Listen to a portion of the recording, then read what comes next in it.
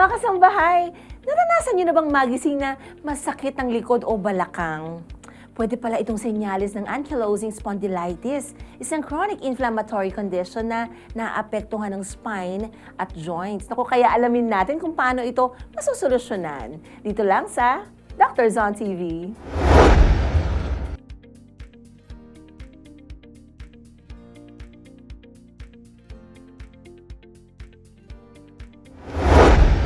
Ang mga sintomas po ng ankylosing spondylitis ay minsang naiisip na simpleng pagsakit lamang ng katawan. Pero alam nyo ba na may magpapatunay na ang sakit na ito ay hindi po dapat baliwalain? Para sa kasagutan, alamin natin sa Dose of Information.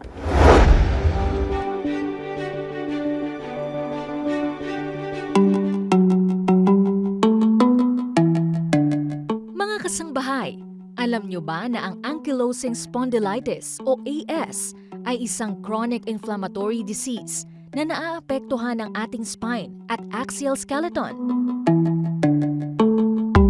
Nagdudulot ito ng pagsakit at paninigas ng likod at balakang at pwede ring magpabago ng postura sa tagal ng panahon. Noong 18th century, isang professor sa University of Leiden, si E. Sandiford, ang naglabas ng mga imahe ng pasyente na may fused bone sa spine. Posible na ankylosing spondylitis ito. At sa Amerika, si Leonard Trask noong 1805 ay itinuring na unang American patient na may ankylosing spondylitis dahil sa horse riding accident. Nakaranas siya ng stiff at weird na posture na naglimit sa kanyang galaw at nagdulot ng hirap sa araw-araw na buhay. Sa kanya rin na ipakita kung paano komplikado ang kondisyon na ito.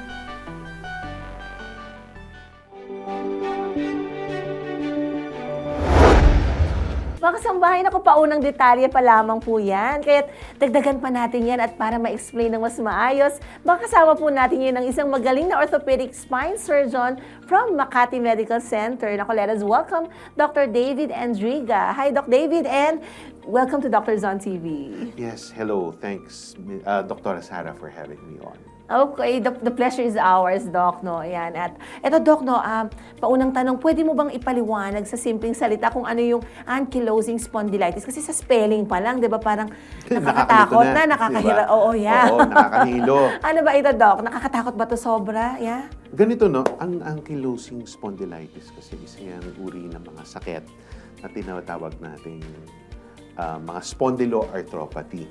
So, ayan na naman, nakakalito na naman yung salita, di ba? O ganito na lang, para na lang mas simple, ito yung mga uri ng mga sakit na nagkakaroon ng paninigas ng gulugod. No? Parang nagkakaroon tayo ng mga problema sa gulugod.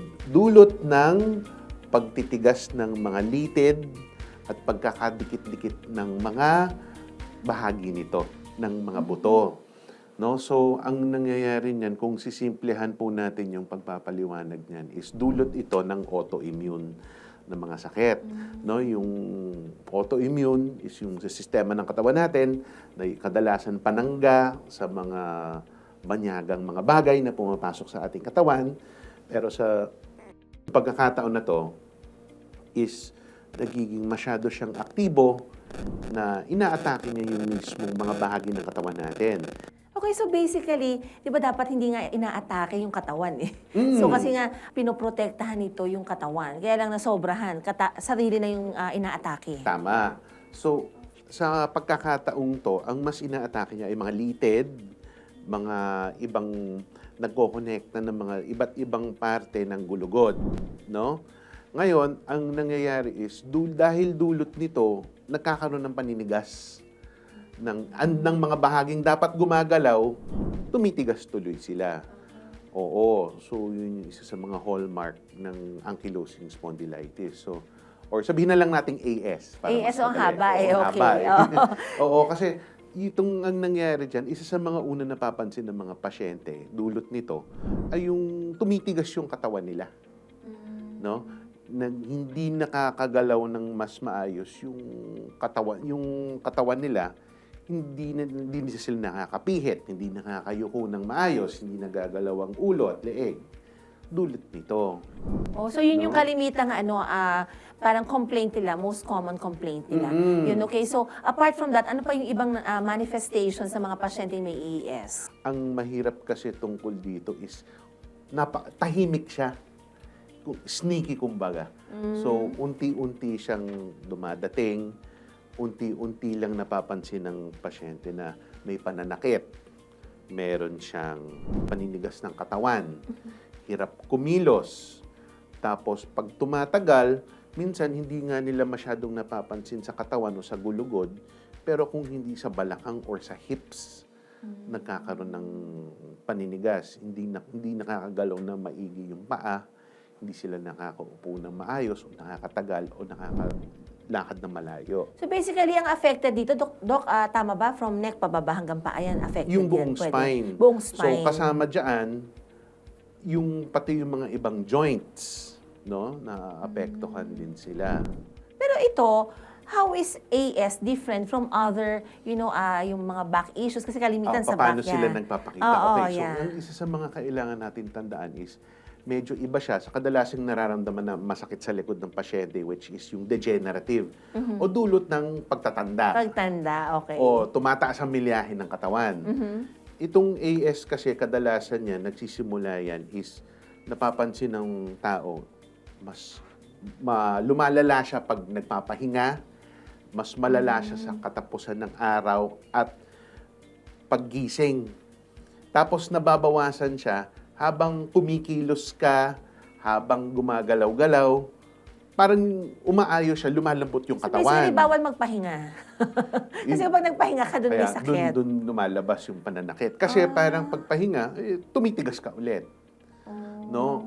Kumpara mo yan sa yung karaniwang masakit sa likod, sa yung mga degenerative, kumbaga, o dulot ng pagtanda, is sa umaga, una, maayos ang pakiramdam, tapos lumalala habang mas gumagalaw.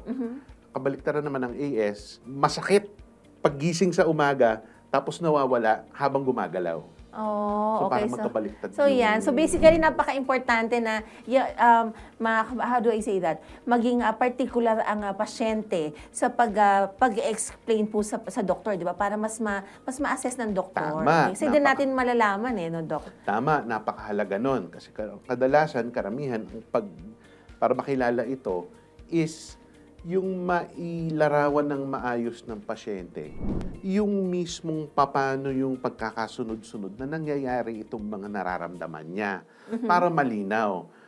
Tsaka para kailangan talaga masabi ng pasyente lahat. Kasi Yeah, kung oo. hindi, malilito din yung Oo, doktor. doon kasi magbe-base, para, di ba? Of course, Tama. napaka-importante kasi kapag correct o tama ang diagnosis, tama rin ang management. Okay? Tama po. So, yun. Pero, Doc, sino ba yung kadalasang naaapektuhan? Sino mga nagkakaroon ng AS? Okay, ang napansin nilang kadalasan, no, kasama din kasi yung tanong dyan is, may lahi ba na higit na nagkakaroon nito? May kasarian ba na mas madalas tinatamaan nito? And age, dagdag na Tapos natin. yung age, okay, napakahalaga niyan. Siguro yun ang simulan natin, yung age. Kasi madalas niyan is tinitingnan nila, isa yun sa mga qualifications para masabing with more or less some certainty na AS nga to. Kadalasan yan is usually below 45. Pwedeng in their 20s, in their 30s na lumalabas. Pangalawa, kadalasan ng tinatamaan nito, kalalakihan. Okay, lalaki. Oo, Bias, Doc, no? kakaunti. Oo nga mas kakaunti nilang napansin na mas kakaunti ang babae na nagkakaroon nito. Siguro, Doc, Kung sabi tutusin kasi... nga, medyo bihira. Saka Hindi niya siya sab- imposible, pero pwede rin magkaroon ng babae. Pero kadalasan talaga kalalakihan ang tinatamaan nito. Para fair daw kasi pag osteoporosis, mas madalas babae. Oo, tama. Hindi, okay. But kidding aside, Doc, so okay. So, sa gender, lalaki, tapos usually medyo mas nasa younger bracket as compared dun sa mga degenerative problems. Yes. Nasa mas may edad na. Okay. Tama po. And then, yung may genetic predisposition. Yung genetic predisposition, napansin nila is sa mga ibang lahi na may origins na mas sa Northern Europe, napansin nila. So, sa mga mas European, doon ang napansin nilang mga nagkakaroon nito. No? Pero hindi rin ibig sabihin na i-exclude natin ang mga ibang lahi. Kasi napansin nga nila na medyo distributed din yung mga ibang kultura, ibang mga bansa na nagkakaroon nito, which is maliban doon, mga may lahi ng Northern European, ibang mga subtype din sa mga ibang may Chinese descent. Minsan meron din. Pero dito, Doc, sa atin, Rin. sa practice nyo, I mean, how common is it? It's not very common, no? Sa totoo lang. But you would see cases. Pero may mga kaso talagang lumilitaw. So kasama din doon talaga is sa pagtanong at pag-interview ng pasyente is tinatanong namin kadalasan yan, may kalahi ka ba na May ganito. may ganitong sakit? Kung hindi man, may mga kalahi ka ba o kamag-anak na meron ding mga sakit na may kinalaman sa autoimmune, no? Tapos tinitingnan din namin may kamag-anak ka ba o pinanggalingan na may lahi na ibang na banyaga na lahi. Yeah, oo. No? So, yung mga ganun na Yung mga tinitingnan lahi. natin. Okay, how about Doc? Kasi sa causes, di ba, kanina sabi nyo kanina na this is autoimmune, okay, in origin, okay? However, meron bang iba pang nakitang possible etiology or cause or sanhi, no? Kung bakit magkakaroon ng ES? Okay, so ang tinitingnan nila is ganito. Merong mga posibilidad silang tinitingnan na maliban sa may predisposition ka dahil sa lahi mo, may mga bahagi ba sa environment na pwedeng maging trigger nito? Based sa literature, ang parang isa sa mga tinitingnan nila is posible bang may bacterial infection na pag nagkaroon ka nun, ayun ang magsisilbing trigger. No? O gigising, kumbaga, dun sa kondisyon na yon. Oh, okay. Oo. So, may mga ganong factors. May mga ganong factors. Lifestyle, din sila Doc? tinitingnan. Meron bang Lifestyle, wala pa naman masyadong, wala silang malinaw pa na ma-pinpoint. Sa studies so Oo, far? sa mga studies so far. So, pero Doc, pag may pumunta sa inyong pasyente and basically yung nasabi sa inyo, medyo ma-idea kayo na chances are this is AS. And how do you go about the diagnosis? What do you request for? Okay, so kadalasan yan, katulad ng ibang autoimmune disease, tinitingnan din kasi natin yung isang factor na tinatawag na HLA-B27. No? Hindi siya 100% sure na meron siyang HLA-B27. Although may posibilidad na positive siya for that. No? Pero hindi siya specific kasi for AS eh. Kasi pati pwede yung ibang sakit autoimmune din. may ganun din. Kaya ang kasama na kailangan natin tingnan is magpapa-x-ray tayo. No? Both ng pelvis, balakang o ng gulugod. Ang mga tinitingnan dito is yung sinasabi nating paninigas ng mga litid. Kasi isa to sa mga hallmark ng AS, yung pagtitingnan niyo yung gulugod o yung spine ng pasyente, na kadalasan sa x-ray, makikita mo ng malinaw yung bawat segment eh.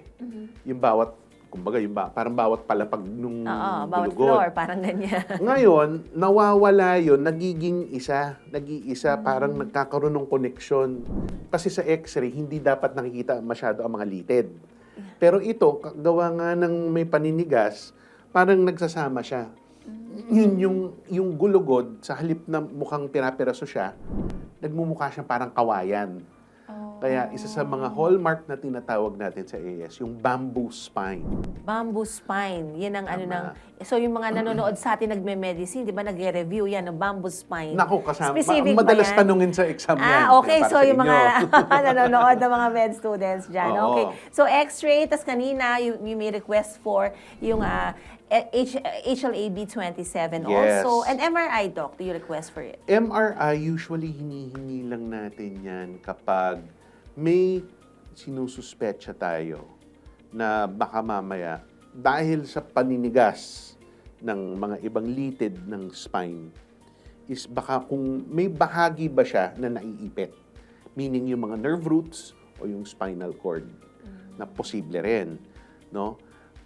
Dahil din dyan, maliban sa MRI, humihingi din kami ng CT scan kapag nagsususpecha kami na medyo May naipit. grabe na yung mga nagiging problema ng spine. no sa mga pasyenteng may AS. Kasama din kasi diyan sa mga sa imaging studies, no, na isang importante din na tinitingnan natin is dun sa pelvis. Balakang. Merong kasing duktungan yung gulugod natin dun sa balakang. Meaning yung sacroiliac joint, kumbaga, or SI joint, no? Kadalasan kasi dapat nakikita din natin sa X-ray yon. Pero kung napansin natin na parang kinakalyo na siya or hindi na ganun kalinaw yung mga linya ng joint na yon, madalas din yung tinitingnan din natin sa MRI yon. Kung talagang nagkakaroon ng pagdikit yung joint na yon, yung SI, tinatawag nating SI joint. So ito, Doc, pagka nagkaroon na ng involvement sa mga paligid na area, so basically, do we say na parang mas advanced ba? Ibig sabihin, late na ba na-diagnose yung AS? Usually yan, mas late yan kapag mas apektado na yung paggalaw ng joints, paggalaw ng spine. May mga test yan ng mga range of motion sa clinic. No, yung pagyuko, pagliyad, pagtagilid, isa yun sa mga tinitingnan natin. Sa katagalan minsan, lalo na kapag hindi naman inaayos or hindi ina-address o walang ginagawang Or intervention. hindi kaagad na-diagnose ng mas Hindi kaagad maaga? na-diagnose. Minsan may kaunting pagkukuba pa nga na lumalabas yung mga pasyente. Okay. So, Doc, ano yung mga challenges na na-encounter nyo so far no, pagka magda-diagnose ng AS?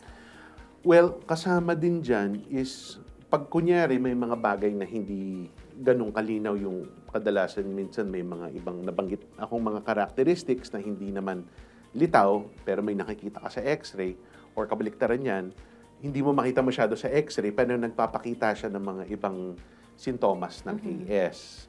Yun yung mga mahirap minsan sa pag-diagnose. So, madalas yan pag ganyan ang pakita ng pasyente, tututukan mo na lang para kung may magbabago pa ba habang sinusubukan yung gamutin. At usually yan, kasama namin talaga sa paggagamot at pag-manage ng ganitong mga pasyente. Kaya napakahalaga na ng papel ng rheumatologist. So, basically, may co-management, Yes. between an orthopedic surgeon and a rheumatologist. Napakahalaga po niyan. Oo, ayan. And, pero Doc, can AS be a part of a syndrome? I mean, or meron ba yung, pag may AS, minsan nagkakaroon ng ganitong sakit din, ganyan. Does it happen? Minsan kasi, isa sa mga tinitingnan din natin is, syempre, yung nagkakaroon ng fibrosis kasi dun sa Or mga ibang paninigas. soft tissues Tama. or paninigas. So, may isa sa mga palatandaan din namin is tinitingnan din yung mata. Actually, nagkakaroon kasi ng uveitis din yung mga ganitong pasyente. Pero mas, syempre, sakop ng ophthalmology. Yun. Bihirang-bihira though, pero posible pa rin, is nagkakaroon minsan ng mga problema sa puso at sa baga. No? For example, sa puso, mga dapat na dinadaluyan ng kuryente, no, ng puso. Pag yun nagkaroon ng fibrosis, is minsan hindi maganda ang daloy ng kuryente. Apektado yung pagtibok. And that can Or be fatal, no? Pwede in ba the long ikamatay run. ng pasyente? Bihirang-bihira siya, pero posible rin. Kasama din kasi apektado nga ang mga litid sa mga koneksyon ng buto. Minsan, kung hindi man yung mismong baga apektado, yung kabitan ng tadyang sa spine or gulugod or yung dito sa sternum natin, hindi nakaka-expand masyado na maayos. Minsan yung chest wall. Chest wall. No? So, minsan pati yung paghinga apektado. Okay. So, pwede parang simple lang yung manifestation. So, basically, there's a wide range. Pwedeng Yes. komplikado na. So, maganda pag may nanonotice ng pagbabago sa katawan, ay magpakonsulta na, no? Para at least baka Tama. mamaya, seryosong kondisyon na pala ito. Diba? Lalong-lalo na't itong AS ay minsan tahimik na tahimik siya. Yung unti-unti siya, sneaky kumbaga, na sakit. Okay, naku. Eto, Doc, pero how do you go about the management? Ano usually yung treatment plan dito? Once na, okay, established, this is really ankylosing spondylitis. Okay. Minsan depende rin kung anong stage yan, no? Ang usually talaga na starting point is magbibigay tayo ng NSAIDs, o yung non-steroidal anti-inflammatory drugs. Kasi may inflammation nga, subukan natin paimpisin yung inflammation. That's one. Isasabay mo yun, lalo na kung hindi pa ganun kalala, talagang yung meron kang flexibility, mobility, stretching, strengthening na mga exercises. Kumbaga, aagapan mo siya bago pa magsimulang tumigas yung mga duktungan ng gulugod o ng spine o ng mga joints. So basically, kailangan naman here ng co-management with rehab medicine. Yes, talagang it's a Okay. really multidisciplinary approach ang kailangan. Oh, okay. Ngayon, ang sunod na kailangan gawin is kapag hindi naman masyadong gumagana to o pag tuloy-tuloy pa rin, doon na pumapasok yung karagdagang management ng mga rheumatologist, which a lot of it has to do with what they call yung mga TNF na mga related na mga drugs or mga monoclonal antibodies, no? So basically, talagang Doc, ito, walang complete treatment here, tama ba? Dito sa Pilipinas. Oo. Hindi, meron din naman. Awa naman ng Diyos is available na rin ito mga ibang Okay. monoclonal antibodies. So pwede nating sabihin na pwedeng hindi lifelong tong AS. Actually, given kasi na may genetic component siya, talagang nandun yung posibilidad na lifelong. So itong mga ide-develop na management ng mga habits, lifestyle modifications, talagang panghabang buhay na. Ang role ng orthopedic surgeon sa pagdating ng AS, dumadating yung kapag yung mga komplikasyon is apektado na talaga yung pagkilos, yung pamumuhay, yung paggalaw ng pasyente, yung mismong pag-function niya. Dun sa aspeto ng spine surgery is lalo na kapag nagkakaroon na ng deformity dulot ng AS, dun na yung other times na nire-refer na sa amin, para kunyari, talagang masyadong apektado ang katawan ng tao, yung posisyon ng katawan niya, nandun yung mga maaaring mga correction ng deformities. Kapag yung mga hips naman ang apektado, na yung paglakad niya, pag-upo niya, ultimong pag-upo, hirap siya, doon na pumapasok yung posibilidad ng mga joint replacement, hip replacement surgeries. So it really depends on the extent ng involvement, basical involvement ng mga joints as well. Yung Yes. naapektuhan na. Nako, so dito napakahalaga, Doc, talaga pala ng ng rehabilitation din, and dapat mukhang kailangan dito may sense of commitment dun sa rehab, Tama. Opo. Yeah, and parang medyo nakakalungkot nga din. But anong pwede natin i-advise sa ating mga viewers na yun po, merong ankylosing spondylitis? Pagdating sa ankylosing spondylitis is kapag may hinala na kayo na baka nga ito yung inyong sakit o baka apektado kayo, mahalaga is magpatingin na po kayo habang maaga pa lang. Yeah, oo.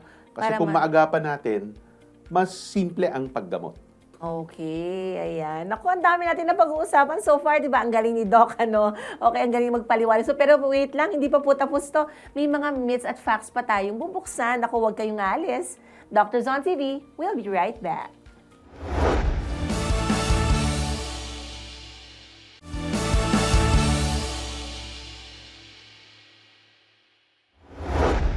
And we're back, mga kasangbahay.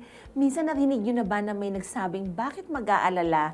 Normal lang yan. Pag yung pananakit ng ating likod, well, may mga kailangan tayong linawin, no? Let's debunk the common myths about ankylosing spondylitis. Dito lang sa Mythbuster.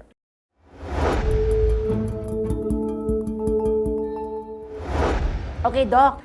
Time to spill the truth, no? Sasagutin niyo po ito kung myth or fact nga ba ito at ipapaliwanag kung ano talaga ang tama. Are you ready, Doc? Sure. Okay, so myth or fact, kung matutulog ka sa matigas na kama, aayos ang iyong spine. Myth. Kasi Bakit, ganito, Doc? no? Ang hindi naman ibig sabihin ko mo matigas ang kama, gaganda ka agad yung spine. Ang pinakamaganda niyan, isahanapin mo yung kalagitnaan ng pagiging masyadong matigas at pagiging masyadong malambot. Ito kasi yung prinsipyo niyan. Ang paghabang natutulog kasi dapat, kung ano man ang magandang posisyon ng iyong spine habang nakatayo, dapat siya rin sana yung mai-approximate mo kapag nakahiga. Kasi kapag masyadong matigas, susunod yung katawan doon sa pagpatag, hindi naman talaga 100% na diretso na parang poste yung likod natin, Oo. no? Ang pinakamaganda kasing uri ng kama is siguro yung moderate. Yung lambot. Yung moderate firmness. Firmness. Kumbaga, kasi kailangan sapat yung tigas ng kama para ma-maintain yung pagkatuwid ng spine. Pero kailangan na sapat naman yung kalambutan nung surface na may contact sa katawan natin para sundin ang kurba ng balikat, ng balakang, o depende sa posisyon ng pagkakahiga, di ba? So yung pagtatagilid ka, dapat sana sunod siya doon sa kurba ng balikat tsaka ng balakang. Tinatawag tsaka natin ng normal bewang. curvature. Oo, yun yung kapag on the side view, hindi pakita yung normal curvature eh. Pero kapag nakatihaya naman, dun makikita yung normal curvature, no? So meaning, dapat yung may kurba sa thoracic spine o sa upper back, tsaka yung lumbar spine. Kasama na rin yung kurba ng leeg, ng batok. No, kapag moderate yung firmness, yung lambot nung mattress sa itaas, susunod sa mga kurbang yon, pero yung ilalim noon dapat sapat para yung katigasan niya, para ma-maintain naman na hindi babaluktot ng ganon yung spine, or hindi naman, kapag sobra namang tigas at walang parang mattress topper o lambot, sa halip yung mga kurbang yon, tutuwid naman ng ganon, parehong masakit. So dapat yung sakto lang na firmness. Yung moderate firmness. Pero syempre, ang daming kukontra. Masarap matulog pag malambot, di ba, Doc? Oo, pero ang problema is nababalo-baluktot naman yung likod mo. Yun nga. So, you know, take the advice of Doc David here, okay? So, myth or fact, hindi pwede ang yoga o stretching kung may ankylosing spondylitis ka. Myth, definitely. Because isa sa mga recommendations din talaga ng management, ng non-surgical management ng ankylosing spondylitis is ma-maintain ang flexibility, ang motion. Para hindi magtuloy-tuloy ang paninigas, sabi nyo. Ang yoga kasi nakakatulong siya doon sa pag-mobilize ng iba't ibang kasukasuan ng katawan. Tapos nauunat din ng maayos yung katawan. So, part din ng mga rekomendasyon ng mga ibang rheumatologist lalo na is kahit gentle yoga lang. Kahit wag yung masyadong grabe ng mga posisyon. Pero yung sapat para maigalaw lahat ng mga kasukasuan ng katawan. Kahit papano mapanatili natin yung natitirang lambot ng spine para doon sa paggalaw ng tao. Para hanggat maaari, pwede nating labanan yung paninigas ng mga litid. Okay. Doc, ito, this one. Myth or fact, ang pag-upo ng cross-legged ay makakapagpalala ng ankylosing spondylitis. So far, tingin ko myth kasi wala pa naman napapakitang studies or ebidensya para doon. Ang tanong din, kasi yung ganong klaseng statement o tanong, nadadagdagan yung mga tanong. Yeah. Gano'ng katagal ba yung pagka-cross-legged? Lipat-lipat ba to? Or nakapirmi lang siya ng ilang oras na naka-cross-legged lang na ganyan? So, mas madadagdagan pa nga yung mga tanong. Kung ano bang ibig sabihin nitong cross-legged? So, hindi enough ang data, okay? Yes. Okay, ito, myth or fact. Sa ankylosing spondylitis, masakit lang ang likod kapag gumagalaw, pero walang epekto kapag nakarest ka. Baliktad, actually. Yeah. So, myth. Yun yung mini-mention natin dati. Isa sa mga hallmark ng ankylosing spondylitis is mas umaayos ang pakiramdam pag gumagalaw. Oo. Na kapag tumitigil, doon naman nagkakaroon ng masakit. Nagkakaroon ng masakit doon sa likod. Okay, so that's a myth. Okay, ito, myth or fact, lahat ng may ankylosing spondylitis ay nakukuba. Okay. Ito, sasabihin kong in between dahil sa statement na lahat. Hindi naman necessarily lahat. Pwede siyang mangyari. No? Ang pagkakakuba kasi ng ankylosing spondylitis is usually yan minsan pag tumitigas, litid, di ba? Ang kunyari titingnan natin ang vertebral body, no, yung bloke, kumbaga nung bawat segment ng spine, no? Sa harap at sa likod yan may litid yan eh, no? Ngayon, yung litid sa harap minsan pag tumigas yan, para siyang umiiksi din, nahahatak ng paharap yung mga iba't ibang segment. So, nagbumukhang nakukuba yung, nahuhukot. Tuloy ang hukot mga- na kaganito, no? Oo, nahuhukot minsan ng mga pasyente. At minsan, pag malala, pwede siyang magpakita sa amin na talagang maliban sa hukot na nga, hirap pang tumingin ng paharap. Apektado pati yon. So, minsan, kapag talagang apektado na pati yung pag-function ng pasyente, doon minsan lumalabas ang usapan tungkol sa pag-opera para maayos yung pagkakahukot na yun. Structural defect na. Okay. Yes. Okay, ito, myth or fact, mainit na panahon ang solusyon sa ankylosing spondylitis para hindi sumakit. Sa totoo lang, hindi ko pa narinig yung myth na yun, no? Teka muna. So, wala pang evidence so far na Okay. lumalabas na may kinalaman ang environment o yung temperature. Yeah, okay. So, ito, Doc. Myth or fact, maaari mong baliwalain ang pagsakit ng likod dahil laging halata ang sintomas ng ankylosing spondylitis. Naku, hindi talaga. Kasi tulad nga ng sabi ko kanina, minsan tahimik to na dadatnan ang mga pasyente. No? So, kung ang pananakit ng likod, mararamdaman din ng katao yung kadalasan na parang iba na to. Parang hindi na ito tama. May parang mali na talaga. Kadalasan yan, talagang dapat magpatingin ka na talaga. Okay, so magpatingin na Sa daw, doktor. sabi ni Doc. So ayan, mga kasambahay, naku, myths busted na. Naku, alam na natin na ang ankylosing spondylitis ay hindi lamang simpleng back pain na pwedeng baliwalain. Naku, importante ang maagap na pag-aalaga, tamang posture, regular check-up at healthy lifestyle para maiwasan ng komplikasyon. Naku, maraming salamat kay Dr.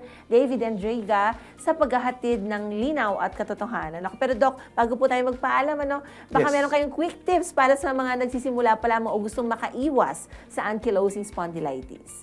Well, sa totoo lang, kung pinanganak ka na may posibilidad na magkakaroon, is magkakaroon at magkakaroon ka.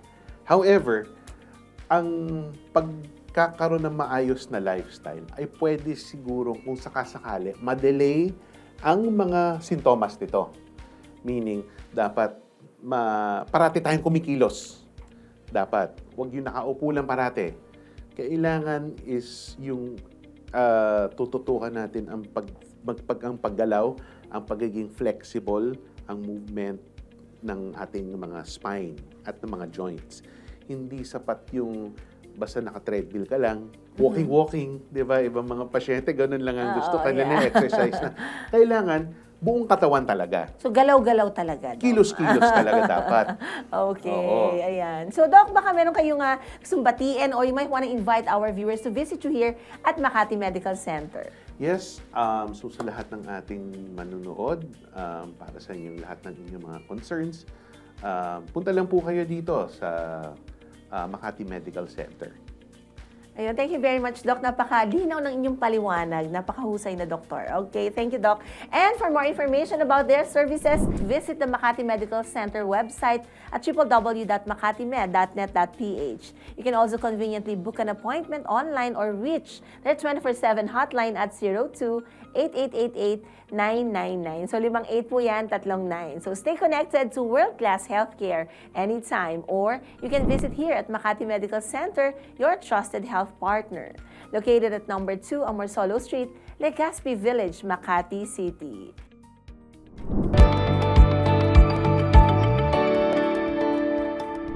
Today, pag-usapan natin ang tungkol sa flat back syndrome. Ano nga ba ito at paano nga ba natin ito maiiwasan? Tara, pag-usapan natin. Ang flat back syndrome ay isang kondisyon kung saan ang natural na anyo o kurba ng ating spine o buto sa likod ay nababawasan o nagiging flat o dumidiretso. Dahil dito, nagiging mahirap ang pagtayo ng matagal at madalas itong sanhi ng pananakit ng likod. Ilan sa mga sanhi ng flat back syndrome ay spinal surgery o kapag may opera na ginawa sa spine kagaya ng spinal fusion. Pwede rin itong age-related o may degenerative changes na nangyayari sa ating spine. Pwedeng may breakdown ng disc o tinatawag nating degenerative disc disease na pwedeng mag-iiba ang anyo ng ating spine. Pwede ring maging sanhi ang compression fractures na madalas nangyayari sa merong osteoporosis or nagiging marupok ang buto. Meron ding kondisyon na tinatawag ankylosing spondylitis na dahil sa pagdidikitan ng buto sa spine ay nagiging tuwid o diretso ito. At ang isang sanhi na kayang-kaya nating iwasan ay ang pagkakaroon ng poor posture, lalo na kung matagal ang pag-upo sa trabaho o sa harapan ng computer. Ilan sa mga sintomas nito ay ang pananakit ng likod, hirap sa pagtayo ng diretso or pagyuko ng paharap. Masakit ang balakang o hita, kadalasan ito ay may stiffness o tightness. Mabilis mapagod pagkatapos ng matagal na tayo or upo. At ang pakiramdam na para kang matutumba paharap. Pag ang sakit sa likod ay lumala, pwede itong maging sanhi ng disability o pwedeng mahirapan sa trabaho. Kaya naman, mga kasangbahay, importante alam natin ang ating gagawin kung sakaling tayo ay nakakaranas ng mga ganitong sintomas ng flat back syndrome. Magkonsulta agad sa inyong physiatrist o rehabilitation medicine doctor para malaman kung ikaw ba ay may flat back syndrome. Maaring may gamot para sa kirot na ibibigay o muscle relaxants para maibsan ng sakit at importante na maturuan ng proper body mechanics o tamang posture lalo kung mai-refer kayo sa physical therapy sessions. Ang bracing o surgery ay maaari ding makatulong sa malalang kondisyon. May mga ilang exercises din na makakatulong para makaiwas tayo sa flat back syndrome. Una, importante mapanatili na malakas ang ating abdominal or back muscles and merong tinatawag na core strengthening exercises para dito kagaya ng planking.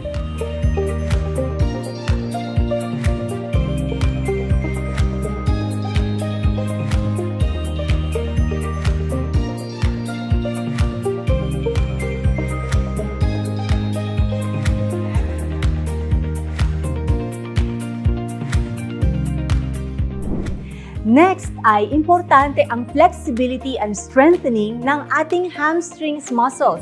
Ito ay ang muscle sa likod ng ating binti na kapag ito ay tight, maaring makadagdag sa masakit na likod.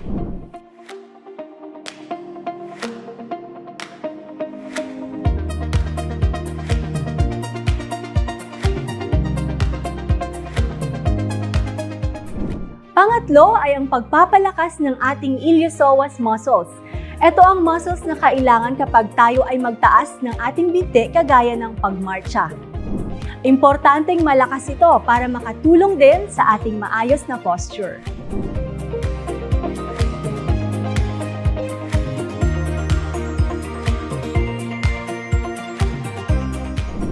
Kaya pag may masakit na muscle sa likod, ugaliing magkonsulta sa inyong rehabilitation specialist para sa tamang assessment at referral para sa mga ehersisyong makaiwas sa flat back syndrome.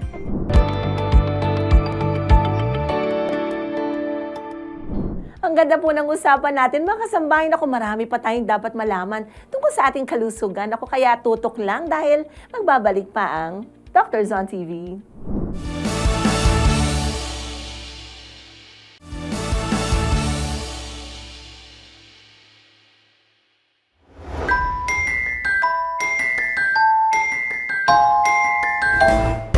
Magandang araw mga kasangbahay, I'm Dr. Katrina Florcos Dacanay, your pediatrician for today. Aware ba kayo sa sakit na osteoporosis mga kasangbahay? Ang mga matatanda ay higit na pwedeng magkaroon ng osteoporosis kaysa mga bata kasi ang dami ng calcium sa loob ng mga buto ay bumababa habang tumatanda ang isang tao. Pero alam nyo ba na maaari din itong dumapo sa mga bata? Ito ay tinatawag na juvenile osteoporosis. Kaya naman ating pag-usapan kung ano nga ba ang juvenile osteoporosis at kung paano ba ito maiiwasan sa mga bata. So let's start our discussion now. Ang normal na buto ng tao ay patuloy na lumalaki, nagre-rebuild at nagre-repair ng kusa habang ang tao ay tumatanda. Ito ang dahilan kung kaya't matibay ang ating mga buto. Sa mga bata na mayroong juvenile osteoporosis, hindi sapat ang pag-rebuild at repair ng mga buto kung kaya't ang kanilang mga buto ay nagiging marupok, less dense at madaling mabali. Ang juvenile osteoporosis ay karaniwang dulot ng mga medical conditions na nakakapagparupok sa mga buto ng bata. Isa sa pwedeng mag-cause ng juvenile osteoporosis ay ang mga sakit tulad ng juvenile idiopathic arthritis, osteogenesis imperfecta, diabetes, kidney diseases, hyperthyroidism, Cushing syndrome, inflammatory bowel disease, cystic fibrosis, at anorexia nervosa. May mga gamot din na nagkukos ng juvenile osteoporosis tulad ng ilang gamot sa cancer, ilang mga anti-seizure medicines, at steroids. Ang mga bata na bedridden at yung mga hindi sapat ang vitamin D at calcium sa diet ay may mataas na risk din na magkaroon ng juvenile osteoporosis. Kung hindi nagamot ang juvenile osteoporosis, ang bata ay may risk na magkaroon ng osteoporosis later on in life at mga fractures hanggang sa kanyang paglaki. Ano nga bang mga simptomas ng juvenile osteoporosis? Ang bata na mababa ang bone mineral density ay pwedeng walang nararamdaman or magkaroon siya ng mga pain sa kanyang buto sa hips, sa ankles, sa tuhod at sa paa. Pwede ring may changes sa shape ng kanyang spine at ribs. Minsan naman sila rin ay hirap sa paglalakad. Kailangan malaman ang cause ng juvenile osteoporosis sa isang bata na may simptomas. Kung ito ay dahil sa isang sakit, dapat gamutin ang sakit na ito. Kung ito naman ay dulot sa isang gamot, ito ay dapat itigil or palitan ng inyong doktor. Kung ang bata ay may bone pain, your doctor will probably prescribe mga medications para mabawasan ang kanyang sakit. Yung mga bata na may juvenile osteoporosis should be protected from fractures. Nakakatulong din sa kanila ang physical therapy. Other ways to manage juvenile osteoporosis would be, kailangan i-encourage nyo ang mga bata na mag-regular exercise. Pakainin sila ng pagkain na sagana sa calcium at vitamin D at painumin ng gatas. Iwasan din ang caffeine at ang soft drinks sa diet na nakakapagparupok ng buto. Iwasan din ang labis na pagtaas ng timbang upang maprotektahan ang mga buto ng bata. And that's it mga kasangbahay. Sana ay marami kayong natutunan sa araw na ito. As always, consult your pediatrician for your baby's health. Thank you again for watching today's episode. Again, I'm Dr. Katrina Flor Cruz Takanay. You can reach me through my Facebook and YouTube channel, Dr. Katrina Flor Cruz, Instagram and TikTok, katrinamd.ph. Thank you and see you in our next episode.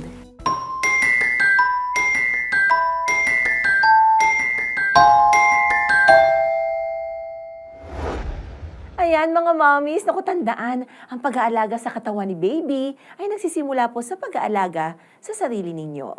Keep them active, keep them healthy at syempre, keep the love flowing. Thank you for joining us mga kasangbahay. Hanggang sa susunod po na talakayan. And of course, gusto ko rin pasalamatan ng mga taong patuloy na nagbibigay ng inspirasyon at suporta sa aming public service mission. Kuya Daniel Razon, maraming salamat sa inyong walang sawang dedikasyon sa tunay na public service. And to BMPI's General Manager, Mr. J. Eusebio, may you both be blessed with good health and continued success, as well as all the members of the Management Committee of KDR Group of Companies. And syempre, binabati ko yung aking kambal. Hi, Iyo and Iya. Hello kay EJ and kay Dr. Alin at sa mga pasyente po natin sa Barba Cabudil Health and Wellness Center. Also, Nanay and Tatay, I love and miss you both so much.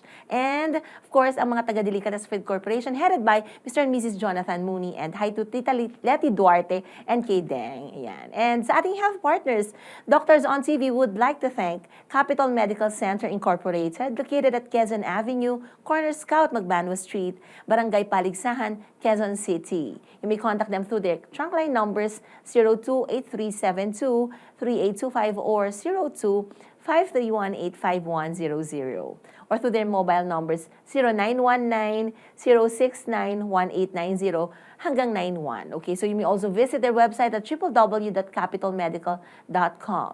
Also, we would like to thank Soxargen General Hospital. So for inquiries, you may visit their website www.sgh.doh.gov.ph.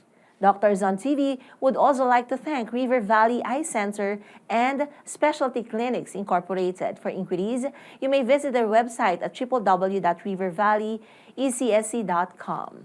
At kung gusto niyo pong balikan ang mga segments today o i-share sa mga kaibigan ninyong health conscious, pwede po. Just visit our social media pages at www.facebook.com/doctorsontv and hit that subscribe button on YouTube at www.youtube.com/@UNTV News and Rescue. Naku, para lagi po kayong una sa Health Info. At huwag pong kalimutang tumutok ulit next Sunday, no? Alas 9 ng umaga, 9 a.m. dito lamang po sa UNTV. And also, don't forget to like and follow my Facebook page. Just type Dr. Sara Barba Cabudil in the search box. Muli po, magandang umaga at maraming salamat sa inyong lahat na nakisama sa isa na namang makabuluhang talakayan tungkol sa kalusugan. Ako po si Dr. Sara Barba Cabudil. At lagi pong paalala namin, let's make it a habit to learn about good health. Only here at Doctors on TV. Doctors on TV would like to thank Makati Medical Center, the hospital with the heart, located at Amorsolo Street, Legazpi Village, Makati City. You may contact them at 632-8888-8999. Like and follow their Facebook page at I Am Makati Med, or you can visit their website at www.makatimed.net.ph. Lindesont Gas Corporation, located at 179 National Road, Landayan, San Pedro, Laguna, 4023. For inquiries, you may contact them at 02-8824-0867, 02-824-9360, or you can email them at lgcsalesco@gmail.com. Clinica Figura, located at Entrata Building, Philinvest, Alabang. You may contact them at 0917-317-7272. Barba Cabudil Health and Wellness Center, located at Unit 1531, Centuria Medical Makati, Century City, Makati. You may contact 0917-317-7272 for appointments and other inquiries about your health and wellness needs. Special thanks to Makati Medical Center, Dr. Saturnino P. Javier, Medical Director, Interim Co-President and CEO, Mr. Arnold C. Ocampo, Chief Finance Officer, Interim Co-President and CEO, Ms. Arlene L. Songko, Senior Vice President, Ms. Monica Reyes Dizon, Assistant Vice President, Mr. Mark Punelas, Makati Medical Center Unit Head Manager, Communications and Special Projects.